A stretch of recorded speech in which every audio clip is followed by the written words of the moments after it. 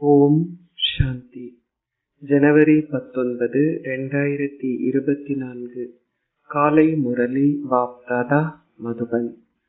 இனிமையான குழந்தைகளே, எப்பொழுதும் சந்தோஷமாக இருந்து மற்றோருக்கும் சந்தோஷத்தை கொடுங்கள். இதுவே அனைவர் மீதும் கருணை கொண்டிருப்பதாகும். எவருக்கேனும் இப்பாதையை காண்பிப்பது மகா புண்ணியமாகும். கேள்வி: எவரால் சந்தோஷமாக இருக்க முடியும்? சந்தோஷமாக இருப்பதற்குரிய வழிமுறை என்ன? பதில்: இந்த ஞானத்தில் மிகவும் திறமையானவர்களும் நாடகத்தை எவ்வாறு ஒரு கதை வடிவில் நினைவு செய்வது என்பதை அறிந்தவர்களாலுமே சதா சந்தோஷமாக இருக்க முடியும். சதா சந்தோஷமாக இருப்பதற்கு தொடர்ந்தும் தந்தையின் ஸ்ரீமத்தை பின்பற்றுங்கள். உங்களை ஓர் ஆத்மாவாக கருதி தந்தை உங்களுக்கு விளங்கப்படுத்துகின்ற அனைத்தையும் மிக நன்றாக சிந்தனை செய்யுங்கள். ஞான கடலை கடைவதால் நீங்கள் சந்தோஷம் அடைவீர்கள். ஓம் சாந்தி. ஆன்மீக தந்தை ஆன்மீக குழந்தைகளுடன் ஓர் இதயபூர்வமான சம்பாஷணையை கொண்டிருக்கின்றார். ஒருவர் மாத்திரமே எங்களுடைய தந்தை என்பதும் அவரே எங்களுக்கு கற்பித்தல்களையும் கொடுக்கின்றார் என்பதும் ஆத்மாக்களாகிய உங்களுக்கு தெரியும். ஓர் ஆசிரியரின் கடமை கற்பித்தல்களை கொடுப்பதும் ஒரு குருவின் கடமை உங்களுக்கு உங்களுடைய இலக்கை காண்பிப்பதும் ஆகும். குழந்தைகளாகிய நீங்கள் உங்களுடைய இலக்கை புரிந்து கொண்டுள்ளீர்கள். முக்திக்கும் ஜீவன் முக்திக்கும் நினைவு யாத்திரை முற்றிலும் அவசியமாகும். இரண்டும் இலகுவானதாகும். 84 பிறவிகளின் சக்கரம் தொடர்ந்தும் சுழல்கிறது. எங்களுடைய 84 பிறவிகளின் சக்கரம் இப்பொழுது முடிவடைகிறது என்பதையும் நாங்கள் இப்பொழுது வீடு திரும்ப வேண்டும் என்பதையும் நீங்கள் நினைவு செய்ய வேண்டும். எவ்வாறாயினும் பாவ ஆத்மாக்கள் முக்தியையோ அல்லது ஜீவன் முக்தியையோ அடைய முடியாது. நீங்கள் இவ்வழியில் ஞான கடலை கடைய வேண்டும். இதை செய்பவர்கள் வெகுமதியை பெறுவார்கள். அவர்களே சந்தோஷமாக இருந்து மற்றோரையும் சந்தோஷமடைய செய்பவர்கள் ஆவார்கள். நீங்கள் மற்றோருக்கு பாதையை காண்பிப்பதற்கு கருணை கொண்டிருக்க வேண்டும். இதுவே அதிமங்களகரமான சங்கமயுகம் என்பது குழந்தைகளாகிய உங்களுக்கு தெரியும். சிலர் இதை நினைவு செய்கிறார்கள், மற்றவர்கள் நினைவு செய்வதில்லை. அவர்கள் அதை மறந்து விடுகிறார்கள். நீங்கள் இந்த அளவிற்கேனும் நினைவு செய்தால் உங்களுடைய சந்தோஷ பாதரசம் உயர்ந்திருக்கும். நீங்கள் தந்தையை ஆசிரியரின் ரூபத்திலும் குருவின் ரூபத்திலும் நினைவு செய்தால் கூட உங்களுடைய சந்தோஷ பாதரசம் உயர்ந்திருக்கும். எவ்வாறாயினும் முன்னேறி செல்கையில் சில குழப்பங்கள் உள்ளன. நீங்கள் மலை மீது உயர ஏறி கீழே இறங்குவதை போன்றே குழந்தைகளின் ஸ்திதியும் உள்ளது. சிலர் மிகவும் உயரத்தில் ஏறி பின்னர் விழுந்து விடுகிறார்கள். எனவே அவர்கள் முன்பிருந்ததை விடவும் மேலும் அதிகமாக கீழே விழுகின்றார்கள். அவர்கள் சம்பாதித்த அனைத்தும் பின்னர் இழக்கப்படுகின்றன. அவர்கள் எவ்வளவு தானம் செய்திருந்தாலும் அல்லது எவ்வளவு புண்ணியத்தை செய்திருந்தாலும் கூட புண்ணியத்தை செய்கையில் அவர்கள் பாவம் செய்ய ஆரம்பித்தால் புண்ணியம் அனைத்தும் இழக்கப்பட்டுவிடும். தந்தையை நினைவு செய்வதே மகா புண்ணியமாகும். நினைவை கொண்டிருப்பதால் மாத்திரமே நீங்கள் ஒரு புண்ணிய ஆத்மா ஆகுவீர்கள். நீங்கள் கொண்டிருக்கின்ற சகவாசத்தால் நிறமூட்டப்பட்டு தொடர்ந்தும் தவறுக்கு மேல் தவறு செய்தால் நீங்கள் முன்பு இருந்ததை விடவும் மேலும் அதிகமாக வீழ்வீர்கள். பின்னர் அந்த கணக்கில் எதுவுமே சேமிக்கப்பட முடியாது. அங்கே ஓர் இழப்பே ஏற்படுகிறது. நீங்கள் சில பாவங்களை செய்யும் பொழுது ஓர் இழப்பு ஏற்படுகிறது. பெருமளவு பாவம் உங்கள் கணக்கில் சேர்க்கப்படுகிறது. கணக்குகள் சரிபார்க்கப்பட வேண்டும். தந்தையும் கூறுகின்றார், நீங்கள் ஒரு புண்ணிய கணக்கை கொண்டிருந்தீர்கள். பின்னர் பாவம் செய்வதால் அது 100 மடங்கு பாவ கணக்காக ஆகியது. உங்களுக்கு மேலும் இழப்பு ஏற்படுகிறது. சில பாவங்கள் மிகவும் பெரியவையும் மற்றவை லேசானவையும் ஆகும். காமம் மிகவும் கடுமையானதாகும். கோபம் 2ஆம் இலக்கமும் பேராசை அதைவிட குறைவானதும் ஆகும். நீங்கள் சேகரித்தவை அனைத்தும் காமத்தால் மிகவும் குறைக்கப்படுகின்றன. லாபத்துக்கு பதிலாக நஷ்டமே ஏற்படுகிறது. சத்குருவை அவதூறு செய்பவர்களால் ஓர் உயர்ந்த அந்தஸ்தை பெற முடியாது. சிலர் தந்தைக்கு உரியவர்கள் ஆகிய பின்னர் அவரை விட்டு நீங்குகிறார்கள். அதற்கு என்ன காரணம்? பொதுவாக அவர்கள் காமத்தால் காயமடைகிறார்கள். இது மிக கடுமையான எதிரியாகும். அவர்கள் அதன் கொடும்பாவியை செய்து அதனை எரிக்கிறார்கள். அவர்கள் கோபத்தின் அல்லது பேராசையின் கொடும்பாவிகளை உருவாக்குவதில்லை. நீங்கள் காமத்தின் மீது மொத்த வெற்றி அடைய வேண்டும். அப்பொழுதே நீங்கள் உலகை வெல்பவர்கள் ஆகுவீர்கள். நீங்கள் அழைக்கின்றீர்கள், வந்து ராவண ராஜ்யத்தில் தூய்மையற்றவர்கள் ஆகியுள்ள எங்களை தூய்மையானவர்கள் ஆக்குங்கள். அவர்கள் அனைவரும் பாடுகிறார்கள், ஓ தூய்மையாக்குபவரே, ஓ சீதைக்கு சொந்தமான ராமராகிய தூய்மையற்றவர்களை தூய்மையாக்குகின்ற தூய்மையாக்குபவரே வாருங்கள். எவ்வாறாயினும் அவர்கள் அதன் அர்த்தத்தை புரிந்து கொள்வதில்லை. தந்தை நிச்சயமாக புதிய உலகை ஸ்தாபிப்பதற்கு வருவார் என்பது உங்களுக்கு தெரியும். ஆனால் அவர்கள் அதன் கால எல்லையை நீண்டதாக்கியுள்ளதால் இப்பொழுது கார் இருள் நிலவுகிறது. ஞானமும் அறியாமையும் உள்ளன.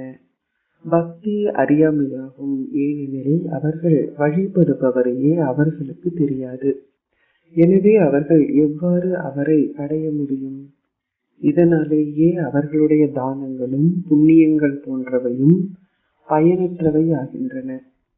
அவர்கள் காக்கை எச்சம் போன்று ஒரு சிறிய தற்காலிக சந்தோஷத்தை பெறக்கூடும். இல்லாது விட்டால் அங்கு துன்பத்தை தவிர எதுவுமே இருக்காது. இப்பொழுது தந்தை கூறுகின்றார், சதா என்னை மாத்திரம் நினைவு செய்யுங்கள். உங்கள் துன்பம் அனைத்தும் அகற்றப்படும். நீங்கள் அவர்களை எந்த அளவிற்கு நினைவு செய்கிறீர்கள் என்பதை பார்க்க வேண்டும். அதனால் பழையவை முடிவடைந்து புதியன சேர்க்கப்படுகின்றன. சிலர் எதனையும் சேகரித்துக் கொள்வதில்லை. அனைத்தும் நினைவு செய்வதிலேயே தங்கியுள்ளது. எவ்வாறு நினைவு செய்யாமல் உங்கள் பாவங்கள் அழிக்கப்படும் அல்லது அகற்றப்படும்? பிறவி பிறவியாக பல பாவங்கள் உள்ளன. உங்களுடைய பல பிறவிகளின் பாவங்கள் உங்களுடைய இந்த பிறவியின் வாழ்க்கை கதையை பாபாவுக்கு கூறுவதால் அழிக்கப்பட முடியாது. இப்பிறவியின் பாவங்கள் சிறிதளவு லேசாகின்றன. ஆனால் நீங்கள் பெருமளவு முயற்சி செய்ய வேண்டும். பல பிறவிகளின் கர்ம கணக்குகள் அனைத்தும் யோகத்தால் மாத்திரமே தீர்க்கப்படும். எவ்வளவு யோகத்தை நீங்கள் கொண்டிருக்கின்றீர்கள் என்பதை பற்றி நீங்கள் சிந்திக்க வேண்டும். என்னால் சத்தியுக ஆரம்பத்தில் பிறவி எடுக்க இயலுமா? பெருமளவு முயற்சி செய்பவர்களே சத்தியுகத்தின் ஆரம்பத்தில் பிறவி எடுப்பார்கள். அவர்களால் மறைந்திருக்க முடியாது. அனைவரும் சத்தியுகத்திற்கு செல்வார்கள் என்பதல்ல. மற்றவர்கள் இறுதியில் ஒரு குறைந்த அந்தஸ்தை பெற்றுக் கொள்வார்கள். அவர்கள் ஆரம்பத்தில் வந்தால் சேவகர்களாக இருப்பார்கள். இது புரிந்து கொள்ளப்பட வேண்டிய பொதுவான விஷயமாகும். இதனாலேயே நீங்கள் தந்தையை அதிக அளவில் நினைவு செய்ய வேண்டும். புதிய உலகில் உலக அதிபதிகள் ஆகுவதற்கு நாங்கள் இங்கு வந்துள்ளோம் என்பது உங்களுக்கு தெரியும். பாபாவை நினைவு செய்பவர்கள் நிச்சயமாக சந்தோஷமாக இருப்பார்கள். நீங்கள் ஓர் அரசராக ஆக விரும்பினால் உங்களுடைய பிரஜைகளையும் உருவாக்க வேண்டும். நீங்கள் ஓர் அரசராக ஆகப் போகின்றீர்கள் என்பது வேறு எவ்வாறு புரிந்து கொள்ளப்படுகிறது? நிலையங்களை திறப்பவர்களும் சேவை செய்பவர்களும் கூட ஒரு வருமானத்தை சம்பாதிக்கிறார்கள். அவர்கள் பெருமளவு நன்மையை பெறுகிறார்கள். அவர்கள் ஒரு வெகுமதியை கூட பெறுகிறார்கள். சிலர் 3 அல்லது 4 நிலையங்களை கூட திறக்கிறார்கள்.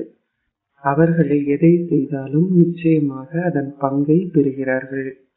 மாயையின் துன்பத்தின் சுமை இப்பொழுது உங்கள் அனைவராலும் ஒன்று சேர்ந்து அகற்றப்படுகிறது. அனைவரும் தோள் கொடுக்கிறார்கள்.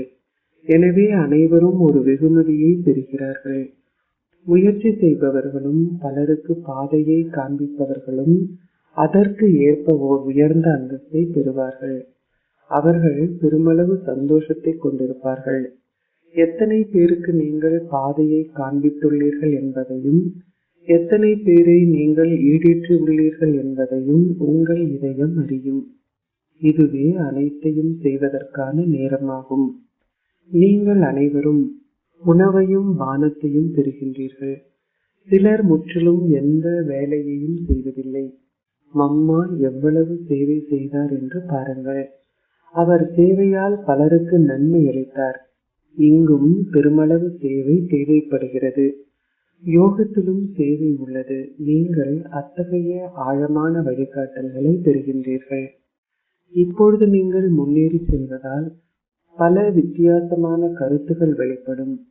நாளுக்கு நாள் தொடர்ந்தும் முன்னேற்றம் இருக்கும். புதிய கருத்துகள் வெளிப்படும். சேவையில் ஈடுபட்டிருப்பவர்களால் விரைவாக அவற்றை புரிந்து கொள்ள இயலும். சேவை செய்யாதவர்களின் புத்திகளில் எதுவுமே இருப்பதில்லை. அவர்களால் எவ்வாறு ஒரு புள்ளியின் வடிவத்தை புரிந்து கொள்ள முடியும்? நீங்கள் எவரையும் கேட்க முடியும், ஆத்மா எவ்வளவு பெரியது, ஆத்மாக்களின் இடம், காலப்பகுதி என்ன என்பதை எங்களுக்கு கூறுங்கள். எவராலும் உங்களுக்கு கூற முடியாது. மக்கள் பரமாத்மாவின் பெயர், ரூபம், இடம், காலம் என்பவற்றை பற்றி கேட்கிறார்கள். நீங்கள் அவர்களிடம் ஆத்மாவை பற்றி இந்த விஷயங்களை கேட்டால் அவர்கள் குழப்பமடைகிறார்கள். எவருக்கும் இது தெரியாது. ஓர் ஆத்மா சின்னம் சிறிய புள்ளி, அதில் பெரும் பாகம் பதிவு செய்யப்பட்டுள்ளது. இங்கும் கூட ஆத்மாக்களையோ அல்லது பரமாத்மாவையோ பற்றி அறியாத பலர் உள்ளனர்.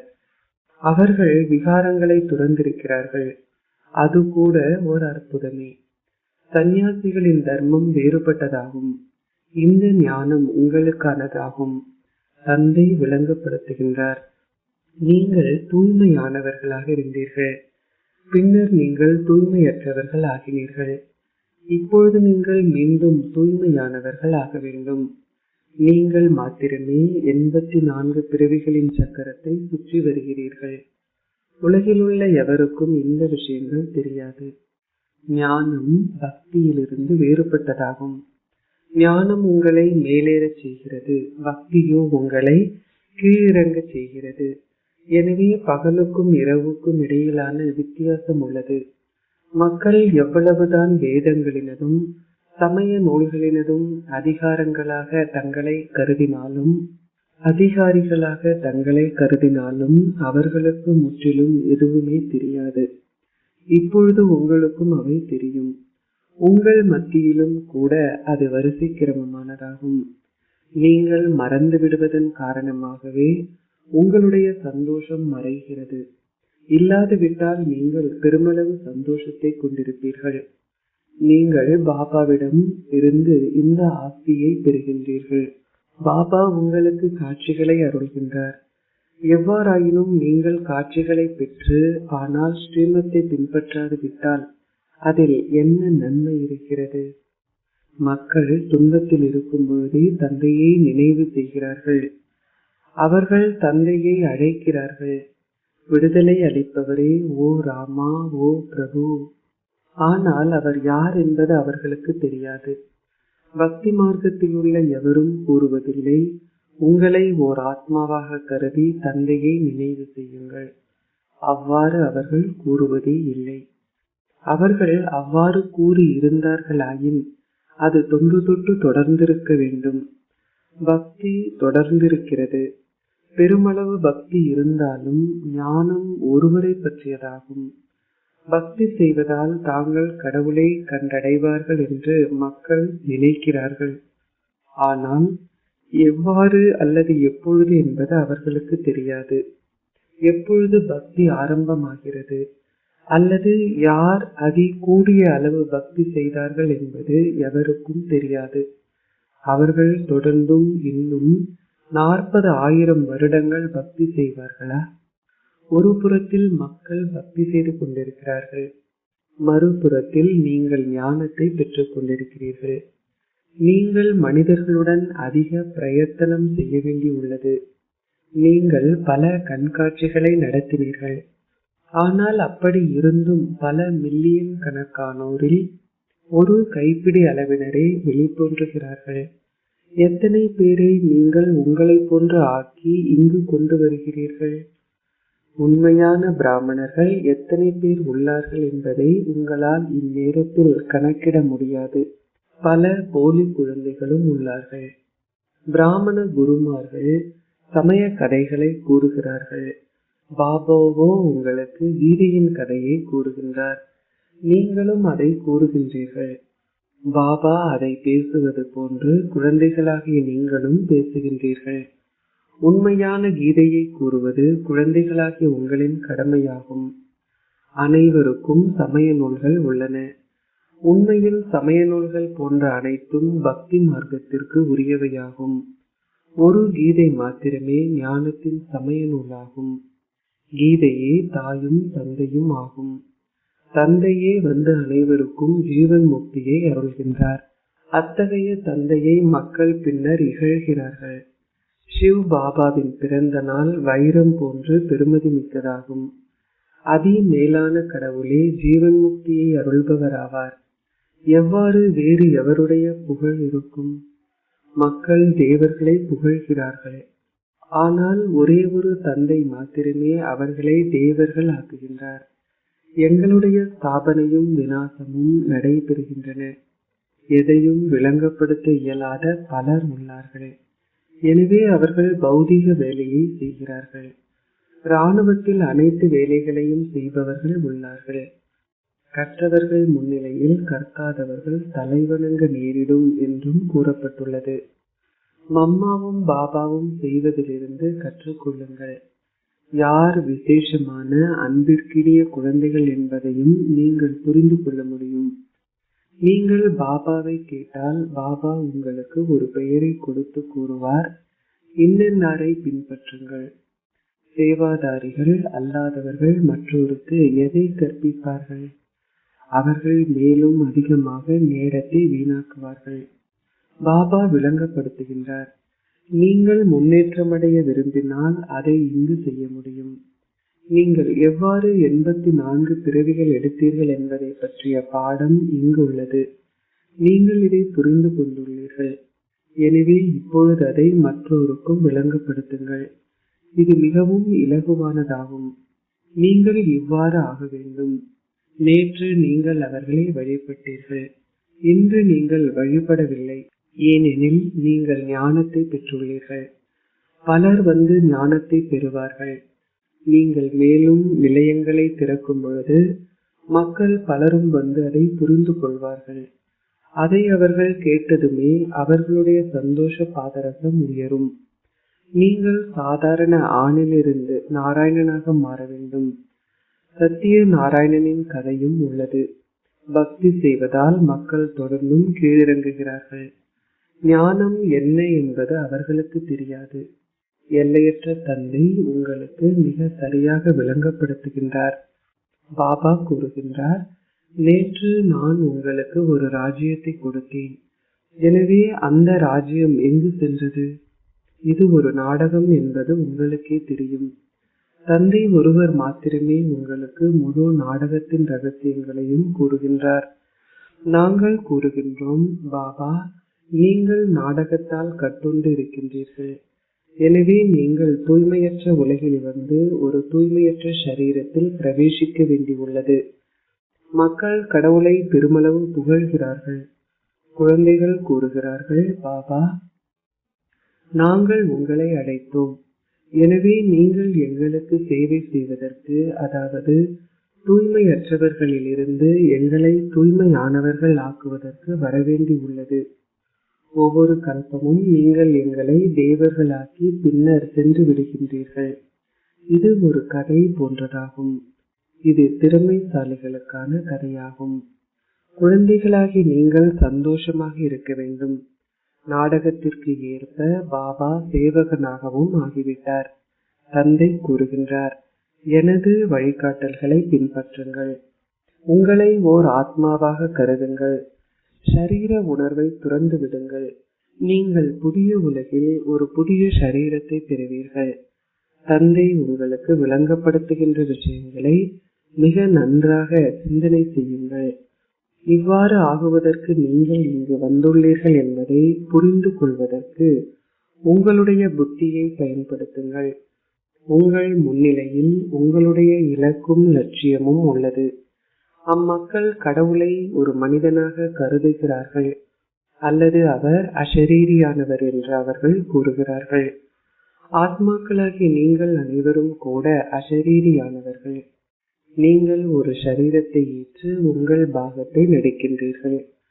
பாபாவும் ஒரு பாகத்தை நடித்துக் கொண்டிருக்கின்றார். தாங்கள் நிச்சயமாக மாலையின் மணி ஆகுவார்கள் என்ற நம்பிக்கையை சிறந்த சேவை செய்பவர்கள் மாத்திரமே கொண்டிருப்பார்கள். நீங்கள் ஒரு சாதாரண மனிதரில் இருந்து நாராயணனாக மாற வேண்டும். நீங்கள் சித்தி அடையாத பொழுது இயல்பாகவே ராமரும் சீதையுமாக ஆகுவீர்கள். கடவுள் உங்களுக்கு கற்பித்துக் கொண்டிருக்கின்றார். எனவே நீங்கள் மிக நன்றாக கற்க வேண்டும். எவ்வாறாயினும் மாயையிடமிருந்து பெருமளவு தடையும் உள்ளது. மாயை புயல்களை கொண்டு வருகின்றாள். அச்சா, இனிமையிலும் இனிமையான அன்பிற்குரிய எப்பொழுதோ காணாமல் சென்று இப்பொழுது கண்டெடுக்கப்பட்டிருக்கும் குழந்தைகளுக்கு தந்தை தாயாக இருக்கும் பாப் தாதாவின் அன்பும் நினைவுகளும் காலை வந்தனங்களும். ஆன்மீக தந்தை ஆன்மீக குழந்தைகளுக்கு நமஸ்தே கூறுகின்றார். ஆன்மீக குழந்தைகள் ஆன்மீக தந்தைக்கு நமஸ்தே கூறுகின்றோம். தாரணைக்குரிய சாரம் 1. ஞான கடலை கடைந்து எல்லையற்ற சந்தோஷத்தை அனுபவம் செய்யுங்கள்.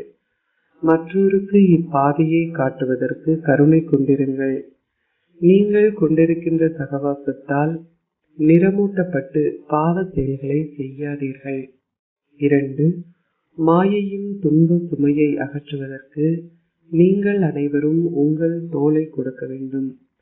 நிலையங்களை திறந்து பலருக்கும் நன்மை அளிப்பதற்கு கருவிகள் ஆகுங்கள். ஆசீர்வாதம். நீங்கள் உங்களுடைய வார்த்தைகளின் பெருமதியை புரிந்து கொண்டு அவற்றில் சிக்கனமாக இருப்பதன் மூலம் ஒரு மகாத்மா ஆகுவீர்களாக. மகாத்மாக்களை பற்றி கூறப்படுகிறது. சத் வச்சன் மகாராஜ். மகாத்மாக்கள் கூறுபவை யாவும் சத்தியம் என்பதாகும். எனவே உங்களுடைய வார்த்தைகள் எப்பொழுதும் மகா வாக்கியங்கள், வாசகங்களாக இருக்கட்டும். அதாவது அனைவரையும் ஏதோ ஒரு பேற்றை பெறச் செய்கின்ற வார்த்தைகளாக அமையட்டும். அதாவது பிராமண ஆத்மாக்களால் பேசப்படும் வார்த்தைகள் ஒருபொழுதும் எவரையும் சபிப்பதாக இல்லாதிருக்கட்டும். எனவே யுக்தியான மற்றும் பயனுள்ள வார்த்தைகளை மட்டுமே பேசுங்கள். வார்த்தைகளின் பெருமதியை புரிந்து கொள்ளுங்கள். சந்தோஷத்தை கொடுக்கின்ற தூய வார்த்தைகளையே பேசுங்கள். எதையும் தடுமாற்றத்துடன் சொல்லிவிடாதீர்கள். உங்களுடைய வார்த்தைகளில் சிக்கனமாக இருங்கள். நீங்கள் ஒரு மகாத்மா ஆகுவீர்கள். ஸ்லோகம். ஸ்ரீமத் என்ற கரம் சதா உங்களுடன் இருக்கும் பொழுது நீங்கள் தொடர்ந்தும் சக்கரம் முழுவதிலும் தந்தையுடன் கைகோர்த்து நடப்பீர்கள். ஓம் சாந்தி. அவ்யக்த மௌனத்தின் மூலம் ஒளியான லேசான தேவதை ஸ்திதியை அனுபவம் செய்யுங்கள். ஒரு மின்சார இணைப்பின் மூலமாகவோ பெரிய இயந்திரங்கள் தொழில்படுகின்றன. நீங்கள் அனைவரும் கூட ஒரு இணைப்பை கொண்டிருத்தல் மற்றும் ஒளியாகவும் லேசாகவும் இருத்தல் என்பவற்றின் அடிப்படையில் தொடர்ந்தும் ஒவ்வொரு செயலையும் செய்கின்றீர்கள். நீங்கள் ஒளியாகவும் லேசாகவும் இருக்கும் ஸ்திதியை கொண்டிருக்கும் பொழுது கடின உழைப்பு, சிரமம் போன்ற வார்த்தைகள் முடிவடைந்துவிடும். நீங்கள் நான் என்ற உணர்வை முடித்து ஒரு நம்பிக்கை பொறுப்பாளராக இருக்கும் விழிப்புணர்வுடன் இறை சேவை செய்தால் ஒளியானவராகவும் லேசானவராகவும் ஆகுவீர்கள். ஓம் சாந்தி.